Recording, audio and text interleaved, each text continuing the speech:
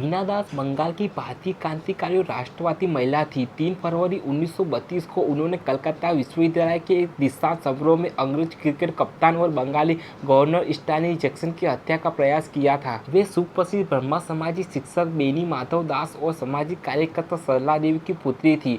वे Sir John Rosaine girls higher secondary school की छात्रा रही। वीना दास कोलकाता में महिलाओं के संचालित अर्ध क्रांतिकारी संगठन छाती संघ की सदस्य थी और इसके लिए उन्हें 9 वर्षों के लिए सख्त कारावास की सजा दी गई। सन 1932 की 6 फरवरी को कलकत्ता विश्वविद्यालय में समानता उत्सव मनाया जा रहा था।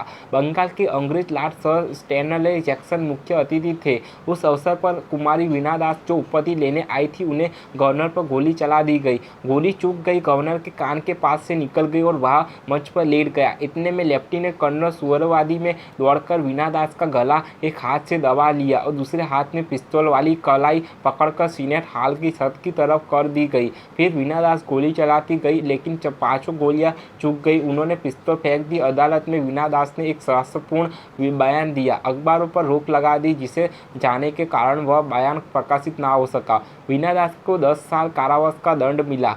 1939 में जल्दी रिहा होने के बाद दास ने कांग्रेस पार्टी की सदस्यता प्राप्त की। सन 1942 में उन्होंने भारत छोड़ो आंदोलन में भाग लिया। पूर्ण 1942 से 1944 तक कारावास की सजा प्राप्त की। 1943 से 1947 में बंगाल प्रांत विधानसभा और 1947 से 1949 तक पश्चिम बंगाल प्रांत विधानसभा की सदस्य रही। सन 1947 में उनका युगांतर समूह के भारतीय स्वतंत्रता कार्यकर्ता जतीश चंद्र भौमिक से विवाह हो गया। उनके पति के देहांत के बाद उन्होंने ऋषिकेश में एकांत जीवन व्यतीत करना आरंभ किया और अंतर्वास की मृत्यु प्राप्त की।